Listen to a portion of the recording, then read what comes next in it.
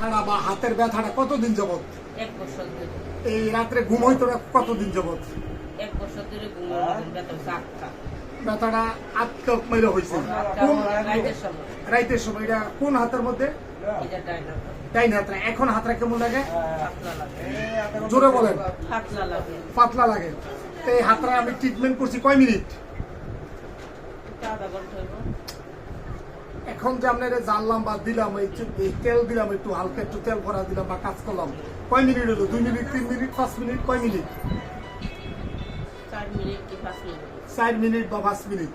তো এখন এই 1 বছরের মধ্যে এই মুহূর্তে আপনার কাছে মনে হইতেছে না যে এই মুহূর্তে আলহামদুলিল্লাহ, আল্লাহর দরবারে শুকরিয়া, আলহামদুলিল্লাহ আমি এই মুহূর্তে অনেক ভালো আছি, সুস্থ আছি? অনেক পাতলা। আপনি ট্রিটমেন্ট করবেন, আপনার কাছে কোনো টাকা পয়সা চাইছি না যে এত টাকা দিবেন চিকিৎসা করতে পারবেন এই জন্য কিছু বলছি? বলছি যদি আপনার মনে চায় আপনি সুস্থ হইয়া বা যা মন চায় তা দিয়ে এরকম বলছি না? নাকি বলছি এত টাকা দিতেই? আচ্ছা, এই মজার ঘটনা কি জানেন? এই ভদ্র মহিলা মানে কোন ভাষায় বলবো, সুন্দর পর্দা করে আটসাই টু কারবার, এই রাস্তায় বা বিভিন্ন অবস্থায় রাজের কাজ করে। আমার খুব কষ্ট লাগতেছে, রাজের কাজ করে। দেখেন এই হাতগুলা, দেখেন এই হাতগুলা মানে কর বইরে গেছে। আমি কি বলবো মানে এই দেন এই হাতগুলা মনে হইতেছে লোহার মতো শক্ত হয়ে গেছে। পরিশ্রম করে ফেটের জ্বালায় সে মানে এত কঠিন নির্যাতনের উপর, এত বেশি কঠিন নির্যাতনের উপর আমার কাছে খুব কষ্ট লাগতো ব্যাপারটা, এরকম না? তবে আমি আপনার দিক থেকে কাজ করিনি, আমি আল্লাহর জন্য মহব্বত করে আপনার কাজটা করছি। আল্লাহ যেন হেফাজত করে আপনার পরিপূর্ণ সুস্থতা হইয়া আপনি নামাজ পড়বেন, আল্লাহকে সাহায্য চাইবেন, যদি মন চায় আমার জন্য দোয়া করবেন, ঠিক আছে? আর হলো আমি এখানে একটা মাহফিল করি, আপনি সুস্থ হইতেছেন হইবেন, যদি মন চাই তাহলে আপনি আমার এই মাহফিলের জন্য কিছু হাত দিয়ে খরচ দিবেন, কিন্তু আপনি চিকিৎসার জন্য আমি 1 টাকাও নিব না, সবার সামনে কথা দিচ্ছি ইনশাল্লাহ, ঠিক আছে? নামাজ পড়বেন, আল্লাহকে সাহায্য চাইবেন। এবার শরীরে যে ব্যথা ছিল, ঘাড়ে যে ব্যথা ছিল, ভালো থাকতে সমস্যা কি এখন আছে? তার মধ্যে মানে অনেক ব্যথা থাকে, প্রচুর ব্যথা থাকে, এখন এই ব্যথাটা নাই। এবার দেখেন মজার ঘটনা কি, আপনারা তো আশ্চর্য হয়ে যাবেন। এই ভদ্র মহিলা কাজ করে খায়, বিভিন্ন ডাক্তারও দেখাইছে, বিভিন্ন ওষুধও খাইছেন।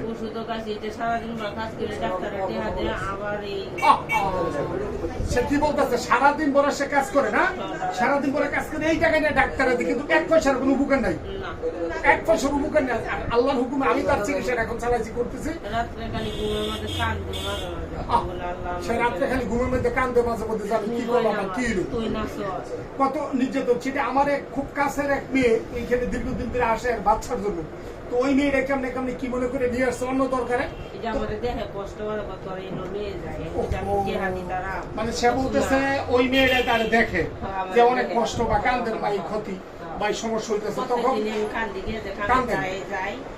তখন ওই মেয়েটা নিয়েছি, ওই মেয়েটা আপনার এখানে নিয়েছি। সে বলছে টাকা লাগবো,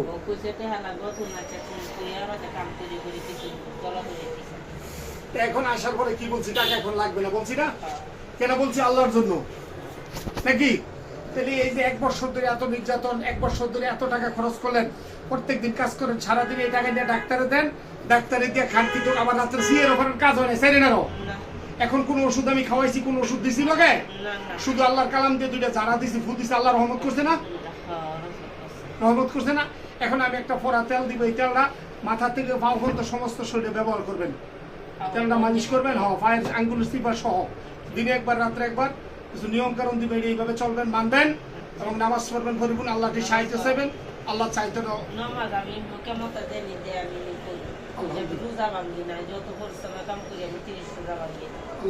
মানে এই রোজা রাই রাজমিস্ত্রি দোকানি কাজ করেন?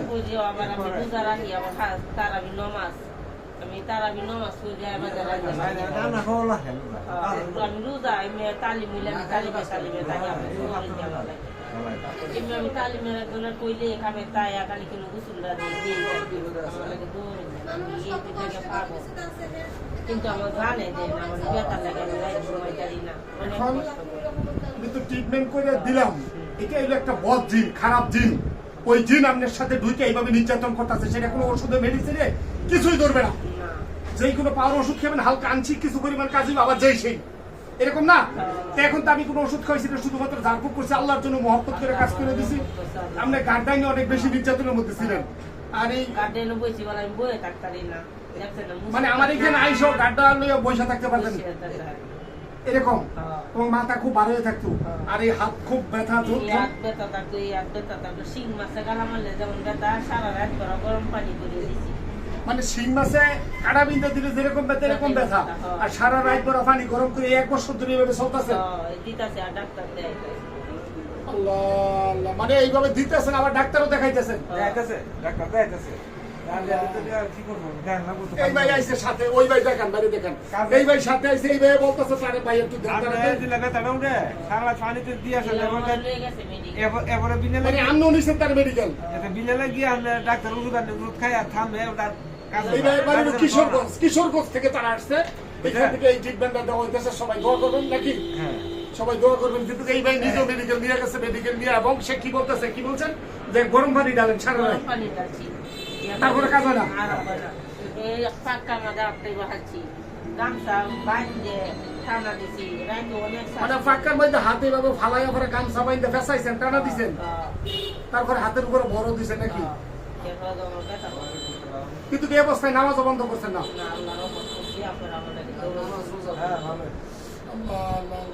তাইলে আপনি এই সমস্ত ব্যথায় যারা ভুগতেছে বা এই সমস্ত নির্যাতনে যারা ভুগতেছে, এদের উদ্দেশ্যে কিছু বলবেন? না, এদের উদ্দেশ্যে দুইটা কথা বলবেন আপনি? বলেন, জোরে বলেন। মানে যদি এরকম আছে আপনারা চাইলে আমি এরকম ব্যথা আছি, সাথে সাথে সাথে সাথে ব্যথা কমে গেছে। আমার কোনো কথা শিখানো কথাই বলতেছেন?